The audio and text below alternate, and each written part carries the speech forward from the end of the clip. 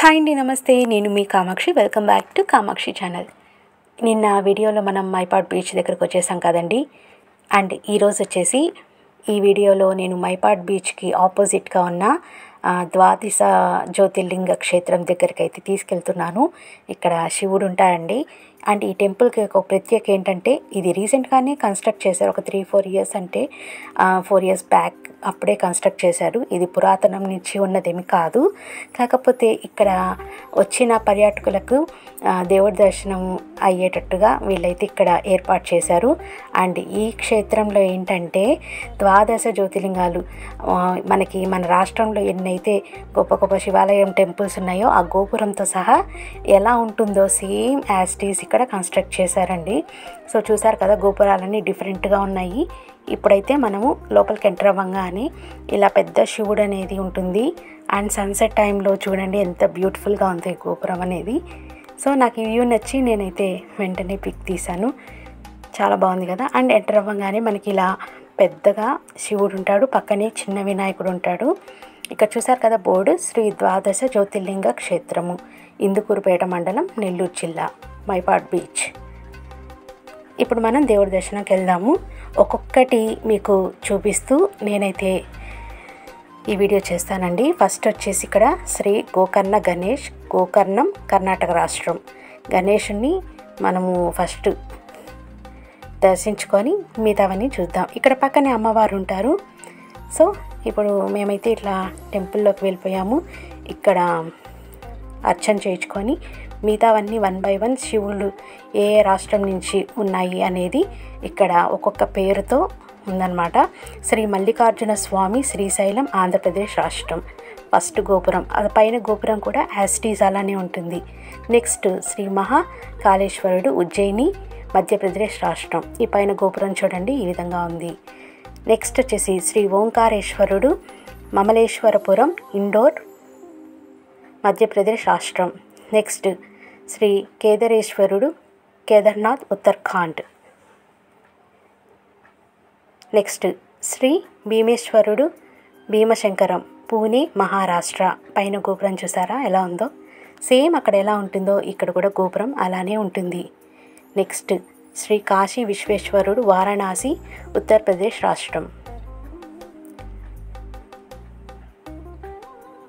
తర్వాత శ్రీ త్రయంబకేశ్వరుడు, నాసిక్, మహారాష్ట్రం. ఇలా అన్ని శివుడి లింగాలన్నీ ఇలా ఏర్పాటు చేశారండి. శ్రీ వైద్యనాథేశ్వరుడు, దేవగర్, జార్ఖండ్ రాష్ట్రం. నెక్స్ట్ శ్రీ నాగేశ్వరుడు, ద్వారకా, గుజరాత్ రాష్ట్రం. పైన చూసారా గోపురం ఎలా ఉందో.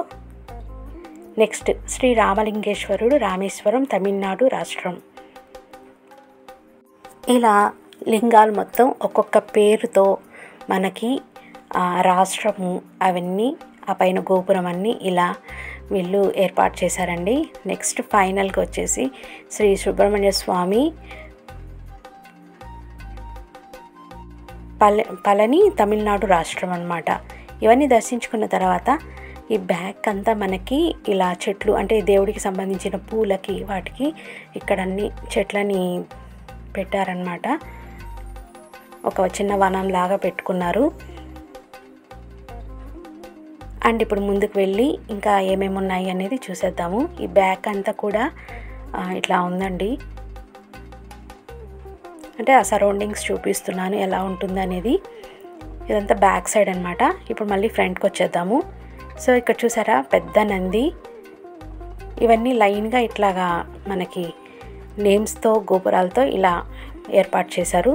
అండ్ ఇక్కడ చూసారా శ్రీ అమర్నాథ్ హేమలింగ మందిరం, జమ్మూ కాశ్మీర్. ఈ గోపురం ఈ విధంగా ఉంటుంది. నెక్స్ట్ ఇంకొకటి కూడా ఉంది పక్కన, శ్రీ కాళహస్తీశ్వర దేవస్థానం, కాళహస్తి, ఆంధ్రప్రదేశ్ రాష్ట్రం. సో చూసారా ఇవన్నీ అండి ఇక్కడ.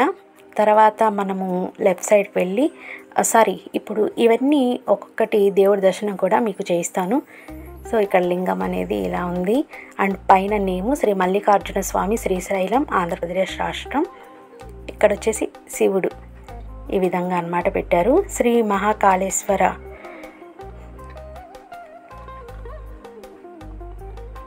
నేను ఇందాక చూపించిన గోపురాలకి సంబంధించిన లోపల దేవుడు మొత్తము ఇదన్నమాట. శ్రీ ఓంకారేశ్వరుడు, శ్రీ కేదారేశ్వరుడు, తర్వాత భీమేశ్వరుడు, నెక్స్ట్ శ్రీ కాశీ విశ్వేశ్వరుడు,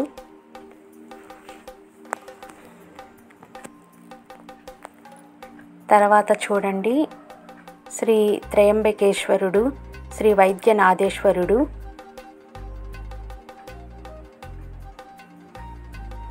మొత్తం ఇక్కడ ఉన్న లింగాలు మొత్తం చూపిస్తున్నాను. శ్రీ నాగేశ్వరుడు, అండ్ ఈ లింగం అయితే కాస్త పెద్దగా ఉంది. శ్రీ రామలింగేశ్వరుడు, రామేశ్వరము,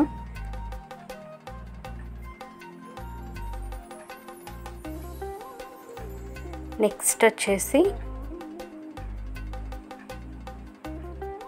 ఇక్కడ మనకి ఫైనల్లీ సుబ్రహ్మణ్య స్వామి ఉంది.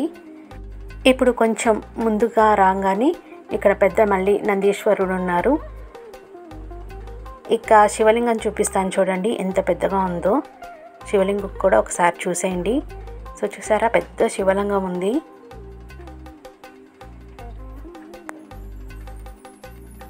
ఇలా శివలింగాన్ని అంతా దర్శించుకొని ఈ టెంపుల్స్ మొత్తం మనం బాగా ఎంజాయ్ చేయొచ్చు. ఈ బీచ్కి వచ్చామంటే ఇదే కాదు, ఇంకా 2 టెంపుల్స్ని మనం విజిట్ చేయొచ్చండి.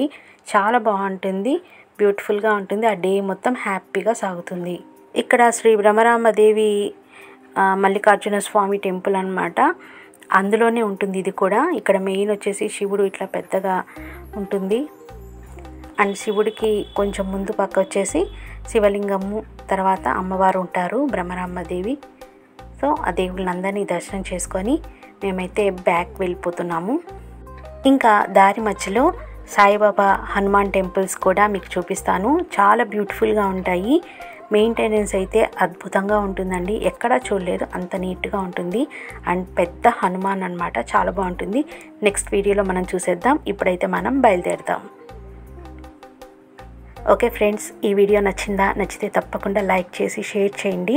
నెక్స్ట్ హనుమాన్ టెంపుల్, సాయిబాబా టెంపుల్ని మిస్ అవ్వకండి. నెక్స్ట్ వీడియోలో నేను పోస్ట్ చేస్తాను, లెంత్ అయిపోతుంది. ఓకే ఫ్రెండ్స్, వీడియో నచ్చిందా? నచ్చితే తప్పకుండా లైక్ చేసి షేర్ చేయండి. నెక్స్ట్ వీడియోతో మీ ముందుకు వస్తాను. అంతవరకు బాయ్ అండి, టేక్ కేర్.